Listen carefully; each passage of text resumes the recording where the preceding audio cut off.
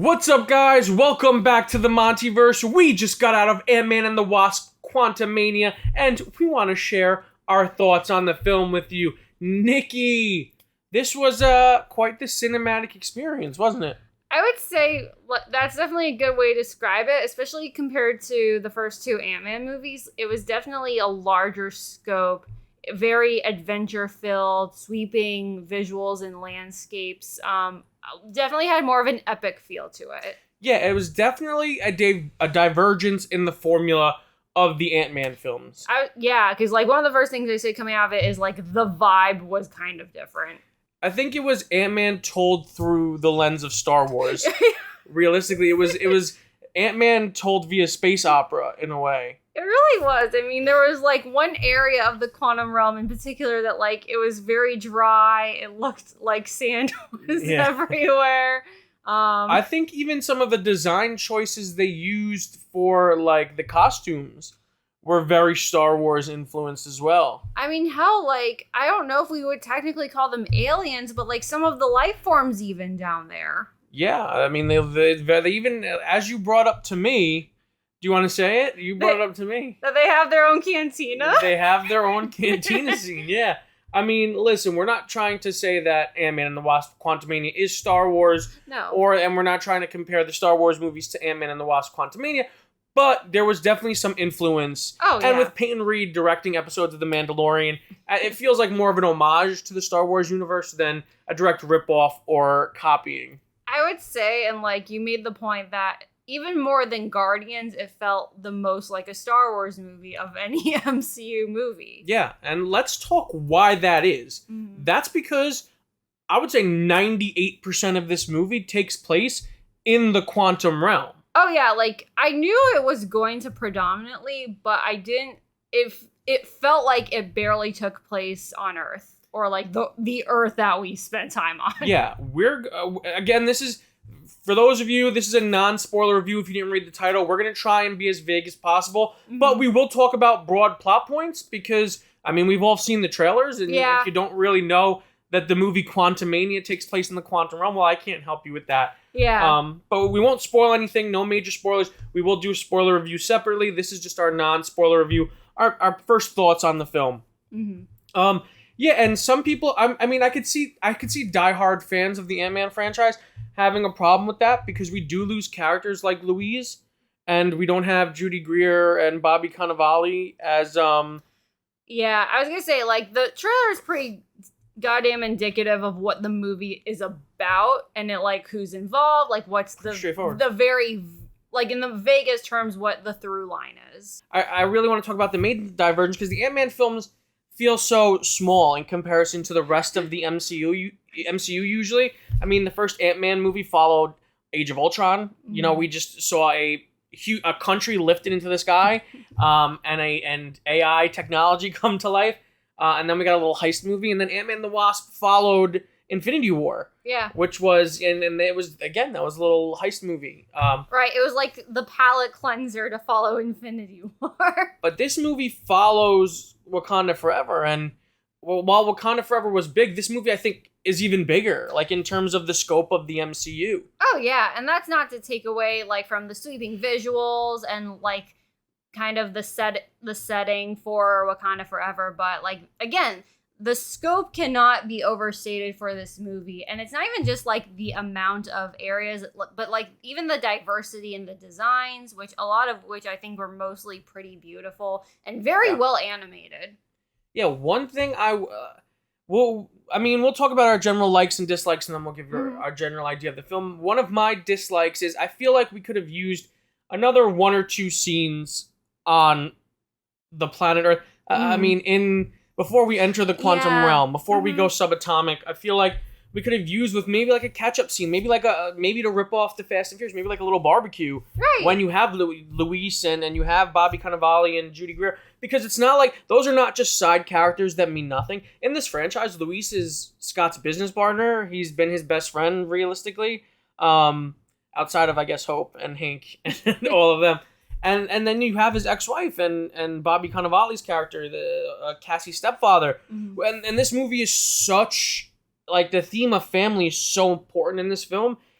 kind of hurts it not having them involved. Right. And I'm kind of with you in that because without giving anything away, because we kind of see where the characters are following Endgame, especially Cassie, who obviously has had the most changes in between the two films, both obviously having grown up and turned into literally a different person. But in general, it's like, yeah, like they obviously explain it, but it felt a little jarring in the sense that it felt kind of rushed. And it's like, oh, okay, I guess this is happening now. Some could even say that she grew up and became two different people. Very, very, very true. For this movie, just one. Just one. Right. But it's in the sense where it's like, it's not that I don't buy it. It's just like, oh, okay, that came kind of out of nowhere. But so much has happened in the MCU since we last caught up with the Ant Fam. Yeah. You know, we had the snap. We had we had people coming back. And I feel like in that 5-year time, like I would have liked, we got like hints of what Cassie did, but I would have liked to see a slightly aged up Judy Greer, because she probably didn't get turned to dust, and I would have just liked to know, like, let me know like everyone's okay, like a big like scene to let me know what's going on, because the last time we caught up with them was Ant-Man and the Wasp. Right. And the other big thing, and by all means, I mean, we touched on it a little bit, and I don't think it inherently makes this movie bad in itself. But again, the vibe is completely different from the others. So by all means, like it's very weird in a way to almost watch this as a continuation of Ant-Man and the Wasp in that regard. Yeah. And again, not to say it's necessarily a bad movie for it, but it's a little bit, loses a little bit of that cohesion. It feels more like a sequel to Endgame than it does Ant-Man and the Wasp. But again, that's what's so great about the MCU storytelling template to me. Like, everyone says the Captain America trilogy, but to me, Captain America doesn't have a trilogy. He has like a quadrilogy. Like he has these arcs that continue on from his trilogy. Yeah. And that really, even if you take away the other two Avengers movie, that really continue through Infinity War and Endgame, and it creates a straight line, and that's an arc. So the it's a continuous story arc from the first Avenger through Endgame, and every appearance Cap makes increases that story arc, and I think that's what's going on with Scott. Yeah. As well. Right. And to a certain extent, Hope and Hank and Janet. So I think that, but again, that's what I think is one of the strengths of the MCU, because watching this, it's like, I feel like I picked up where I left Scott in Endgame, and now I'm moving forward with that character, as opposed to like them making it feel like a forced sequel to like the house. Like we get nods to Ant-Man and the Wasp because there are certain characters from that movie. I don't want to spoil who, because it was a fun little cameo, but there are characters from that movie in this movie. But it didn't feel forced. It felt just like a natural progression of those characters. Right. You know? And that I think is good storytelling. I think Scott had a really good arc in this film. Yeah.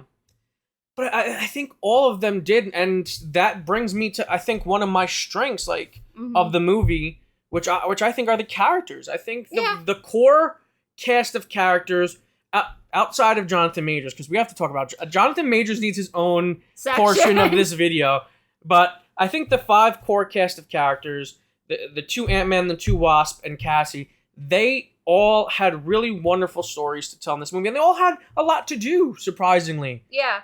I was going to say, like, they're all great. I was going to say, I don't even think there's a single new character introduced. And by all means, like, there's obviously a lot of new supporting characters, and not that they necessarily had large roles that affected the story, like, very drastically. But I had a lot of fun with a lot of the new side characters. Yeah. Elephant in the Room, Bill Murray. Yeah, I mean, we saw him in the trailer. We know he's in this. Yeah, but no, like, he was fun in his role. Yeah. I totally forgot William Jackson Harper from The Good Place and Midsommar was in this, and he was very fun, and he has some fun banter with Scott.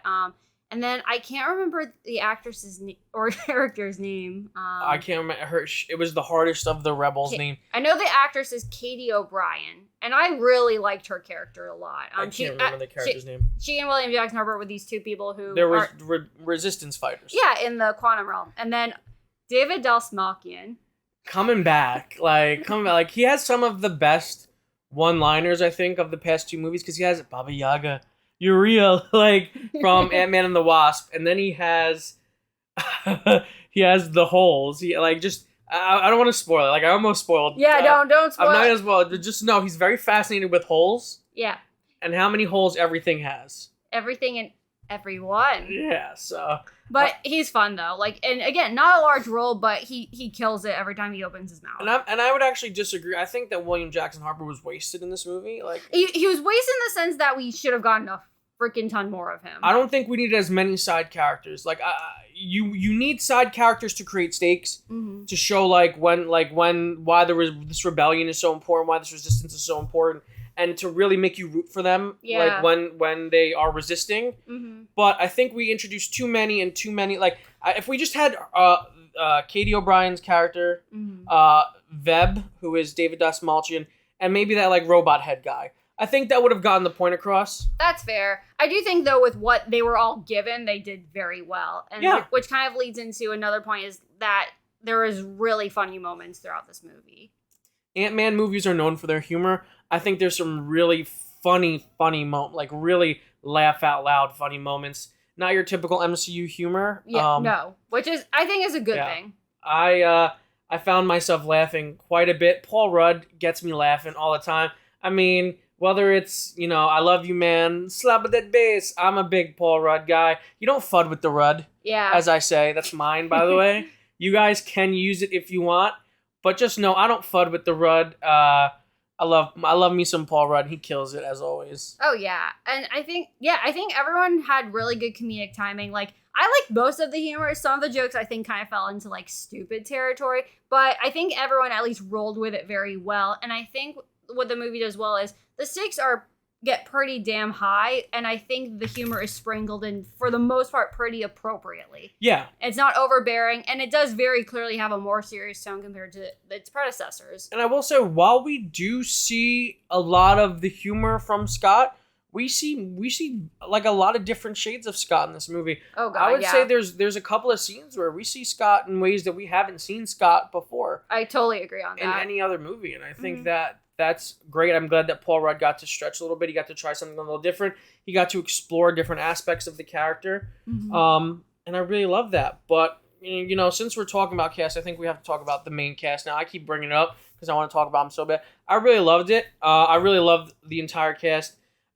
It's funny. This movie's called Ant-Man and the Wasp. And I feel like Evangeline Lilly has the least amount to do in this movie. Oh, easily. But Michelle Pfeiffer, as Key and Peele would say, she was great, and we needed more Jan, and we got more Jan in this film. Oh my God, because that's like, and I'm sure I'm not alone in this, because that's something like, as great as she was in Ant-Man and the Wasp, it was crazy in the sense of, here's this big name, she's on the poster, Janet is obviously a super iconic Marvel character, and she was in that movie for so little. And then she just popped up in Endgame for like 10 seconds. Right. But now, like, they made up for it, basically. Made up for it big time. I feel like the Ant-Man and Wasp in the title, I think it even refers to Scott and Janet. I mean, it definitely refers to Scott and Hope in terms of like there are two teams of Ant-Man and the Wasp in the MCU. There's Hank and Janet, who were the originals, and there was Scott and Hope. And yes, the Ant-Man and the Wasp refers to them, but I feel like in terms of storyline, there's no spoiling that the characters get separated for a large portion of this movie. We see it in the trailers. Yeah. Scott spends a large portion of the movie with Cassie, and Hope and Team Pym, which is Hope, Janet, and Hank, spend a large portion of their time together in the movie. And I think Janet leads the B plot while Scott leads the A plot. And I think like having I don't think they're A and B, I'm sorry. Well, no. I think they're co-A's. I would say so. But what I was going to say is, and then what's ironic about that is I think that ties and further emphasizes everything you said about family being a very overarching theme. You could literally have the two separate families kind of like explain their dynamics with each other in this situation, and just kind of seeing like these, like you said, these different sides to them. And you really see that with several of the characters. Yeah, family is a big theme in this movie, and time is a big theme in this movie. The loss of time and how we perceive time. And what I like about these Ant-Man movies is there's always consequences. And it always relates to the theme of Scott being imprisoned. To Scott being a reformed convict, if you will. And we obviously see how that factors into the first movie. he's on house arrest in the second movie after Civil War. And this movie, the theme is, even though he was imprisoned in the quantum realm for 5 years, he was a prisoner yet again. Mm-hmm. And he lost 5 years of his life with his daughter. Right. Janet lost 30 years of her life with her daughter. Her daughter was a fully grown woman when she saw her again. You know, and it's that perception of time and that loss of time that really drives both of these characters and really drives a lot of their decision making and shows who that driving force and how they decide to act on it really shows us their true characters at certain points in the film. And I really liked that. I think the themes were very, very strong. Nothing too avant-garde or like crazy or it's there. And it also didn't feel like, even though it was very prescient throughout the movie, it didn't beat you over the head at the same time. Because again, like there's a lot of the dialogue and things that come off feel very natural and very human. And like, yeah, this is something, if you were in these situations, this is what stuff you would struggle with. Yeah, and what I really appreciated and what I think was really the best continuation of the Ant-Man trilogy was we saw the evolution of the relationships that we grew with from Ant-Man 1. And that I really, and I didn't talk about him enough yet, but Michael Douglas, I really enjoyed Michael Douglas in them. It feels like they finally gave Hank a break from having to spew off exposition because everyone else knew more than Hank about the quantum realm in this movie. So Hank got to like be a part of the jokes and he got to just talk and be a character in this. Or even support other characters. Yes. Like, and it's great. And one of the things I loved the most about this movie was seeing the evolution in the relationship between Scott and Hope. But no, that's Scott and Hank, because they have a couple of great scenes together where they've evolved past that really, really like bitter relationship they had in the first and second movies to now they have this appreciative mentor-mentee relationship, and it's really beautiful to see it get to that point. They really, the Ant Fam, as I'm calling them, they really feel like a family in this, to the point where Cassie even calls Hank Grandpa Hank. Oh, that was so cute. You know, so again, Michael Douglas, I think he just got to act in this movie. Yeah. And I give him a lot of props. He had some funny moments too. He had some funny facial reactions. Oh yeah. That were fantastic. So and I think all the cast, because obviously this was not shot on location, guys. They didn't shoot on location in the imaginary quantum realm. A lot of this was green screen, and I think all of the actors did an amazing job acting around those setbacks. Oh yeah, and I said this too. And I know we disagree on this. I think there was one scene that I didn't think that the setting and green screen looked amazing, but otherwise, the rest of it blew me out of the water. Yeah, I think I was so engaged in what was going on, and so trying to just because again, and that leads me to my next point: the pacing. The pacing is fast. It's a pretty fast. I mean, it stutters at points, right? But it gets going very, very quickly. Right, and if anything, I think when it does, it's like it's either a joke or it's a moment like where it kind of wants to sit in something intention. I think there is a lot of intentionality with that. So, but no, I agree. And it's not a super long movie, but it's not short either in the sense that, like you can kind of feel the acts as they go along, like very clearly. Yeah, I mean, since we talked about everyone else, in the main cast, let's round off the 5 leads with our new Cassie, our third Cassie, Kathryn Newton. She was fine. She was good. She was good. I thought she was very. I'm trying to think of the best word that doesn't sound condescending. I think in a way she was very charming. Because this is this is a Cassie who has kind of, like I said before, been doing her thing and like doing some stuff that we weren't necessarily aware of previously. And I like a lot of it. It's kind of but it is in a way feeling like, oh, is this the same character? But at the same time, I did totally buy it though. Yeah, that I think was the hardest part for me. There were times, and again, this is not Kathryn Newton's fault. I think she did a great job in the role. I just think because we lost so much time with Cassie, and I really liked the young actress who played her in, I don't remember her name, but in Ant-Man and Ant-Man and The Wasp.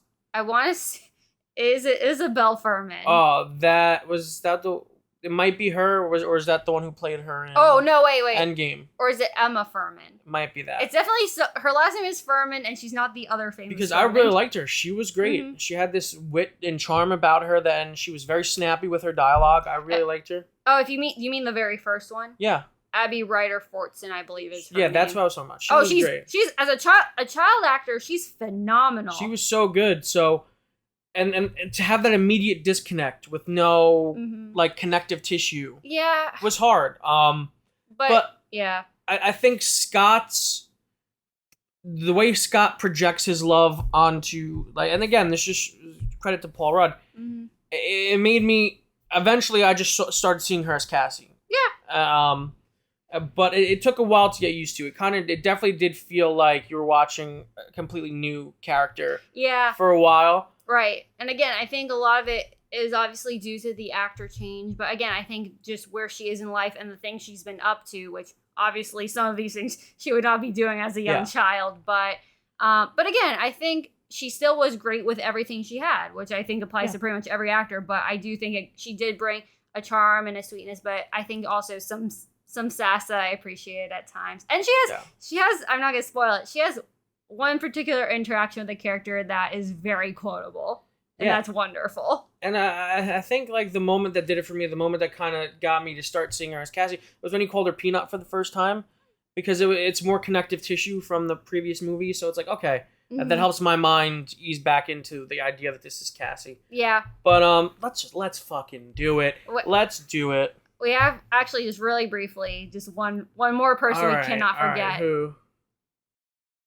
The Return. Oh, okay. All right, yeah. I mean, listen, MODOK is a meme. And if you watch this channel, you know I love memes. So I love MODOK. MODOK is amazing. Like, the fact that it's just fucking a head. It's just Corey Stoll's big, beautiful, bald head. I love it. Oh my gosh. They definitely, and like, I'm trying to know what, like, if they stretched it out, like, in certain way, like, because the proportions are a little bit messed up. It's like they took a picture of MODOK from the comics and just stretched out Corey Stoll's face to fit in the frame. That's basically... That's what it looks like. And you know what? It's awesome. You have to... I don't even want to talk about MODOK because you have to experience MODOK. Oh, yeah. There's so many things that he says and does that, like, have to just be seen to be believed. But MODOK, man, is MODOK a mood. People are either going to love MODOK or just not get it. Yeah. I got it, and I loved it. Oh, I did too, and I can't imagine people, like, unless they're just a little weirded out, which I think is a little understandable, especially if you know absolutely nothing about MODOK. But I think, like, it's so much, definitely, he's great. As a comic book reader, I will say that this is a noob-friendly version of MODOK. This MODOK is not the comic book MODOK. It is in certain ways, but it's a different character. It's a completely different character. Darren Cross was not MODOK in the comics. So I think they do a pretty good job of explaining what this version of MODOK's all about. I think they do a really good job. Some of my favorite running gags of the entire movie are MODOKs. Oh yeah. Love MODOK. I don't want to say another word about. I just know that I love MODOK. I like, give me MODOK. Give me a MODOK Christmas special. Give me everything. Give me MODOK dolls. Give me MODOK plushies. I just want that big stupid face all over the place. I just want it. Give it to me. Oh my god. Nikki, do you have anything to say about MODOK? Because I can't. I don't even want to spoil anything. I'll say spoiler without context. Dick. This is a family channel, Nikki. So, you can't just be like talking about that. Whatever. Grayson. Anyway, whatever. Just wipe everything clean. Mm-hmm. What you guys heard us say before, wipe it out of your minds, because the only thing I want to talk about right now is Jonathan Majors, because Kang is here, and I don't think people fully understand what this man did. So he took one of the most complex, weird, overly complicated characters in comics, and he nailed it. He's so... The performance that he puts in, and that he's going to, and this is how confident I am. The performances that he's already put in, because He Who Remains in Loki, and if you watch the opening fanfare, He Who Remains is in the Marvel Studios logo. They snuck him in there for this movie. But he played He Who Remains and he played Kang the Conqueror. Both feel like entirely different characters, and this Kang should scare the shit out of you. Like, you should be terrified. Oh my god, yes. He plays menace in such a way, like, he exudes so much power from his performance that without even moving, you're terrified. Oh yeah, he's standing still. Yeah. And you're like, holy shit, this guy's going to kill them. Like, not even just kill them, like, because once you see him, like, fully unleashed in this movie, it's like, oh my god, like, I genuinely have a moment where it's like, okay, I actually, like, don't know how they're gonna deal with this. When I found out that the next major Avengers level threat was going to be Kang the Conqueror, I was very, very nervous. Because, like I said, Kang is a very complicated character in the comics. Time travel is very complicated in the comics. Kang's variants are very complicated. I was going to say, multiversal travel on top of time travel. Yeah, Kang's variants are very complicated in the comics. So I was very worried. When Jonathan Majors cast, I was like, okay, I like the stuff that I've seen him in. Very little. I was gonna say, the thing that, like, made me confident, like, I joke all the time, in Feige we trust, but I remember during the presentation when he announced his casting as Kang for this movie, and I think he very, like, and, like, there was a lot of new actors announced for the future phases. He made an effort to point out that he was a great actor. Like, that stuck with me, and I'm like, and he was not wrong. Because the reason why I'm emphasizing all of these things, and the reason why I keep talking about, like, Kang as a character and in the comics and stuff, is because before I talk about what they did with Kang in this movie, I have to continue to give props to Jonathan Majors. This is a Herculean task to be the follow-up big bad from one of the greatest villains in all of cinema, Thanos. And not only, and he turns in a performance. Like, if this was the only time we saw Kang, it would be one of the best villains in the MCU, hands down. Definitely top 2, top 3 villains. But the choices he makes in this movie, the different shades of this Kang. Oh yeah. We see his machinations and manipulations, and we see the real him, and we see the him that he wants people to see. Like, just the different versions of this one character. Yeah. He gives us so many shades of, and that feels so completely different than from the version that we've already seen, and from any other future potential versions of this character. And it's just he deserves all the credit in the world, because he is such a talent, such a unique talent, and I truly think that he is a generational talent, and the MCU is very, very lucky to have him. Oh yeah, 100%. And, like, what's so interesting is, I know we obviously have Angela Bassett receiving the first ever acting nomination for an MCU film, wholly deserved, and by all means takes nothing away from all the other performances we had. It's just so validating and just amazing to see this high level of acting in an MCU film that I would say, like, is getting, if not at that caliber, then pretty damn close. Like, that it should be respected at that level. And I think that, I don't think there's a bad performance in this movie. But I think that when other actors are acting off of Jonathan Majors, just the intensity of Kang elevates the other actors' game. And again, like, Michelle Pfeiffer, I was going to keep saying Pfeiffer. Michelle Pfeiffer is so good in this movie. But the scenes she has with Jonathan Majors are fucking amazing. And I think now also props to the writing, because the story that they weave with the two of them is so intense, and like it is a surprise as well. Like, you don't know entirely like what we know the basic conflict we talked about, but we don't know like what are like the through lines, like what was Janet doing in the quantum realm before and when all this comes out, like between the writing and the performances, like it like you feel the intensity of all of it. Yeah, I think one of my biggest complaints about Ant-Man and the Wasp is that how little we got of Janet and how little we know about Janet. This movie answered all of those questions, and I think it gave us some great payoff with her and Hope and the character of Hope in general, who we know has issues with both of her parents, trust issues with both of her parents, and I think that character's got some resolution. But now we're talking Kang. Right. Because it's Kang, it's Kang time. It's Kang time, baby. The way they adapted Kang from the comics, as a comic book fan, I was shocked at how accurately they portrayed this character at times. In terms of powers, the things that his armor can do. Like, I feel like they're just.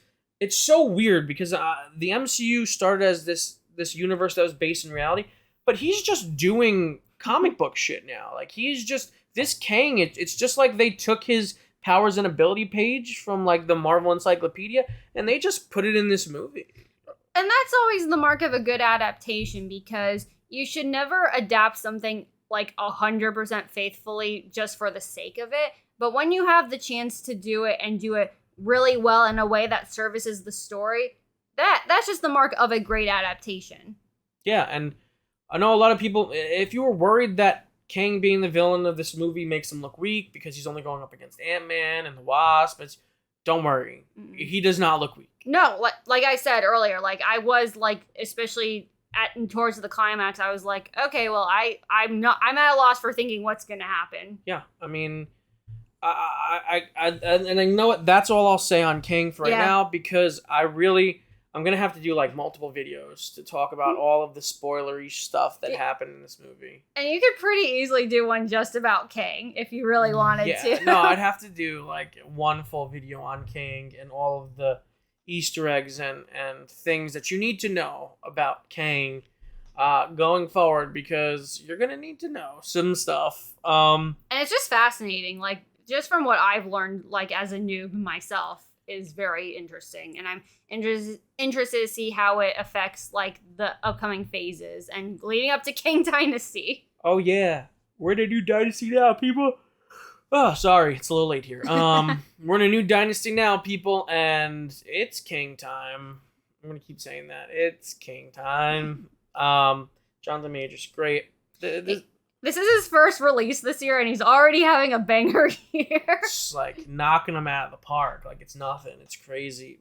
But yeah, I mean, listen, I know this movie's getting a lot of mixed reviews, and I can understand why. I can understand why. I don't understand the hate. Yeah, here's the problem. I really enjoyed the movie. I certainly would not say it's not like in my top 5, or maybe not even necessarily top 8 or 9, but I thoroughly enjoyed it. I'll enjoy rewatching it, and I think it's just a good movie on its own merits. Yeah, I really liked it. I liked it a lot more than, Thor: Love and Thunder, and I don't think this is a worst movie. I don't think this is the second worst MCU movie. No, according to critics. I think that's completely off kilter. And again, here's my thing. It's like, I certainly think there's some MCU films that aren't great. I also don't think for me personally, I don't think any of them have yet to be anywhere near like abysmal or anything. No. So that's the thing. Even if like this might not be your favorite entry, it's still a good entry, if you ask me. Yeah. I really enjoyed this film. It's not a top 5 MCU film for me, but I definitely enjoyed it. I would probably give it 4 stars or 3.75. That's perfect, because I was like debating if I wanted to be 3.5 or 4. And again, 3.5 is still solid and good. And again, it's still good. It's a good movie. Like I like the movie. Right. And like, by all means, you can kind of look at every installment of the MCU as just an installment. But again, I think this has a lot of its own identity. It has obviously a story affected by other events, but I think again, as its own I don't want to call it product, but as its own entity, I think it just works on a lot of levels. Yeah, there's like I said in the beginning of the video, there are themes there are arcs there that there's a lot of payoff for at the end of the movie. If you watch this without knowing how big this is, like honestly, people were saying like this feels like, it feels like the first big stepping stone in the Multiverse Saga, but if I didn't know that, I still feel like I would have understood the movie just fine. Yeah, again, it has so many great, wonderful elements to it. Not perfect by any means, but most movies aren't. Yeah. And I still think a lot of those positive points elevate it to being an overall positive experience. Yeah, so it's going to be a net positive for us, guys. Very easily. It's going to be a thumbs up for us. We graded on thumbs up and thumbs down. It's a big thumbs up for us. Whoa, we're Siskel and Ebert now. Yeah. Bert and Ernie. That would be fun. Let's get Muppets of ourselves now. Yeah, all right. But and guys, just so you know, there are 2 post-credit scenes after the movie, so you have to stay for a mid-credit stinger and a final after-credit scene. And both, I'm probably not exaggerating when I say this, both are probably 2 of the biggest and best that we've gotten in the MCU for quite a while, if not out of all of them. One I would say is definitely one of the greatest in scale, and I will leave it at that. I will say one of them. I'm not telling you which one because you have to stay for both. But one of them, as a comic book reader, I jumped out of my chair. I don't know remember if I did or not, but if I didn't, I nearly did. And as a non-comic reader, I was still very enthused by it because it's such a great scene. So just be on the lookout for that. But we enjoyed Ant-Man and the Wasp Quantumania. If you like this video, make sure to give it a huge thumbs up, subscribe, and hit the notification bell to stay up to date on all of our latest content.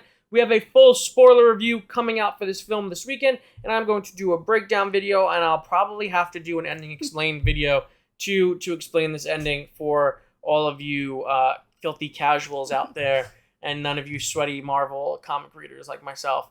But Nikki, where can the people find you? You can find me at Twitter at EgglordNikki. And you guys can find me on all of the socials at the MontyVerse, Twitter, Instagram, TikTok, Facebook, all over the place. And until next time, guys, stay versed.